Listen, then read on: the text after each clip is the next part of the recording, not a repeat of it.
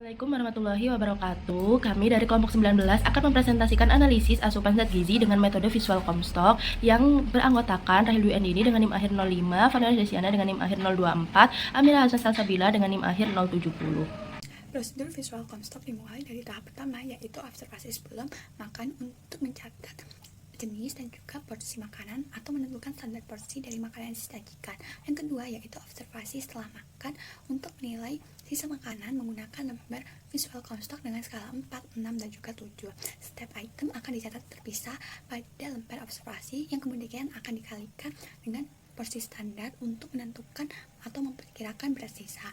Untuk alat dan bahannya ada yang pertama yaitu timbangan makanan, wadah atau piring, mangkuk, gelas, dan juga sendok. Untuk bahannya yaitu yang pertama ada makanan padat, makanan lunak, dan juga makanan cair. Selanjutnya adalah keakuratan visual Comstock skala 4 dibandingkan dengan WFR, di mana pada makanan padat, beberapa jenis makanan seperti nasi, tempe, dan juga tahu lebih mudah divisualisasikan sisa porsinya dibandingkan beberapa jenis makanan yang lain, seperti cabai merah, wortel, dan juga yang lain. Untuk selanjutnya, visual Comstock makanan pagi juga paling stabil dibandingkan waktu makan yang lain.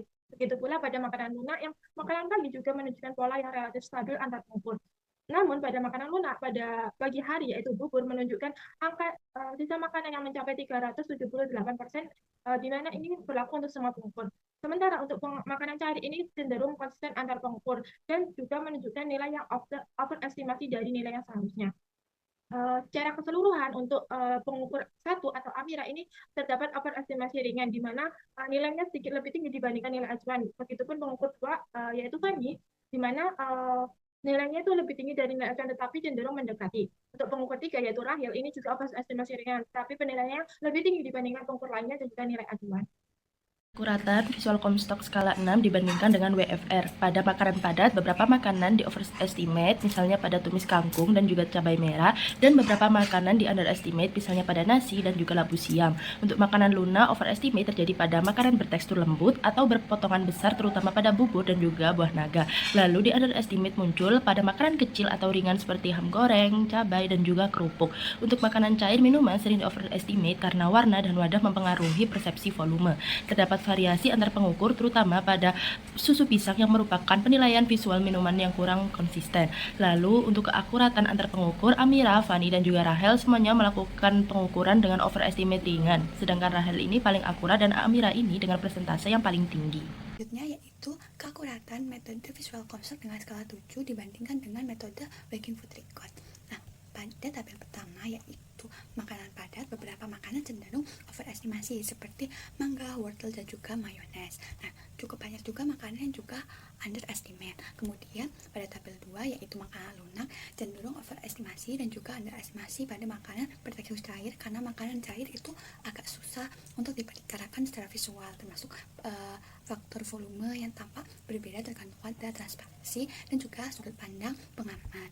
Tabel ketiga merupakan hasil analisis makanan cair. Nah, pada makanan cair ini cenderung overestimated karena volume dan juga wadah yang mempengaruhi persepsi pengamat. Juga terdapat variasi antar pengukur yang menunjukkan penilaian visual pada makanan cair ini kurang konsisten. Kemudian ada rata-rata antar pengukur di mana pengukur 1 maupun 2 dan juga 3 cenderung cukup mendekati nilai sebenarnya dan juga pengukur 3 ini adalah yang paling akurat. Rata-rata keakuratan pengukuran antar pengukur secara keseluruhan terdapat perbedaan tingkat akurasi di antara ketiganya. Pengukur 3 memiliki nilai akurasi lebih jauh dari nilai acuan yang kemudian disusul oleh pengukur 1. Untuk pengukur 2 menghasilkan nilai yang mendekati acuan meskipun dengan tingkat ketepatan yang sedikit berbeda. Lalu untuk rata-rata keakuratan pengukur antar skala, skala 7 memiliki tingkat keakuratan tertinggi diikuti oleh skala 4, sedangkan skala 6 menunjukkan nilai yang paling dekat dengan akurasi ideal.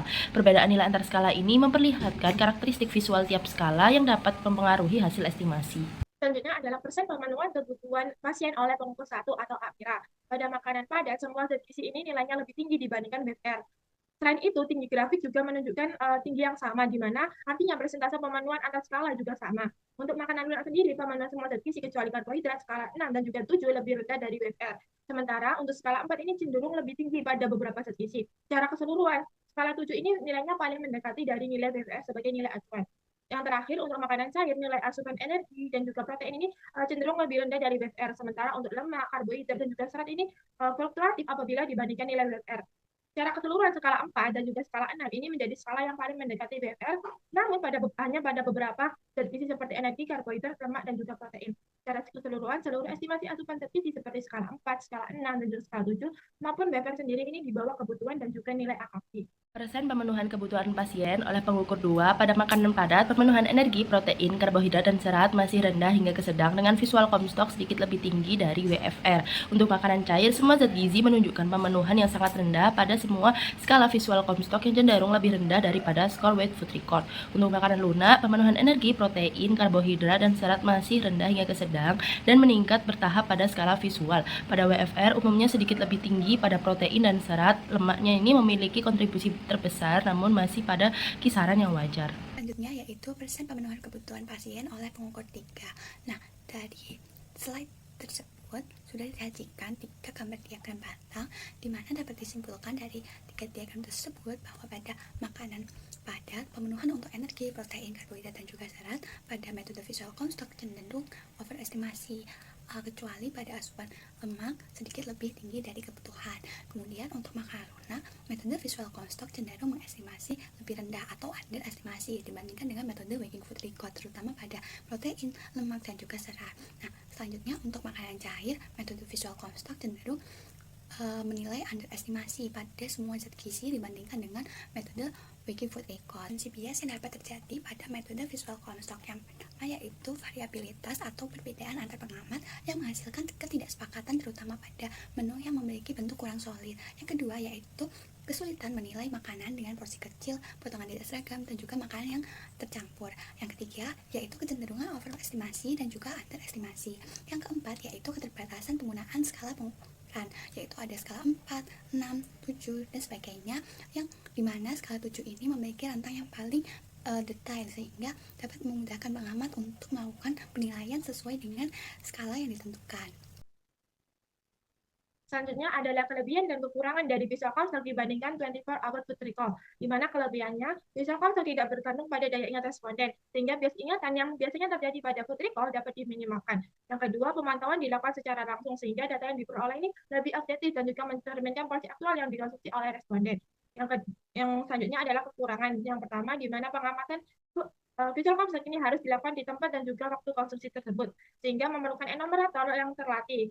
Hal ini dapat menyebabkan peningkatan beban logistik pada peneliti. Yang kedua yaitu visual Comstock tidak dapat menangkap konsumsi makanan yang terjadi di luar pengamatan, berbanding terbalik dengan food recall yang dapat mencatat seluruh makanan dalam satu. Selanjutnya adalah kelebihan dan juga kekurangan visual Comstock dibandingkan dengan food batching, di mana untuk kelebihannya visual Comstock ini lebih praktis dan juga tidak memerlukan penimbangan makanan secara langsung, sehingga efisien untuk penelitian dengan banyak subjek. Yang kedua, tidak mengganggu proses makan karena tidak ada penimbangan berulang baik sebelum atau sesudah makan. Untuk kekurangannya, akurasinya itu lebih rendah dibandingkan food batching yang dapat memberikan data kuantitatif yang sangat presisi. Yang kedua, penilaian porsi hanya mengandalkan kemampuan observasi dan juga interpretasi enumerator, sehingga dapat berpotensi menimbulkan variasi antara enumerator sehingga Kesimpulan dari praktikum yang telah kami lakukan adalah metode visual Comstock terbukti mampu digunakan sebagai teknik penilaian sisa makanan yang praktis dan efisien melalui observasi visual. Terdapat hasil variasi antar pengukur terutama pada makanan bertekstur tidak seragam dan makanan cair. Dibandingkan dengan metode food weighing, visual Comstock memiliki akurasi yang lebih rendah serta kecenderungan overestimation dan underestimation, tetapi tetap memberikan gambaran yang cukup representatif terhadap pola konsumsi. Untuk sarannya, yang pertama peningkatan ketelitian dalam pengamatan seperti membaca skala yang digunakan dengan teliti sehingga hasil lebih akurat dan meminimalkan kesalahan pembacaan. Lalu yang kedua, standarisasi kondisi lingkungan praktikum. Kondisi cahaya dan posisi pengamatan yang seragam ini mempengaruhi interpretasi visual alat lebih konsisten di antara praktikan. Sekian presentasi yang dapat kami sampaikan. Mohon maaf apabila terdapat kesalahan. Wassalamualaikum warahmatullahi wabarakatuh.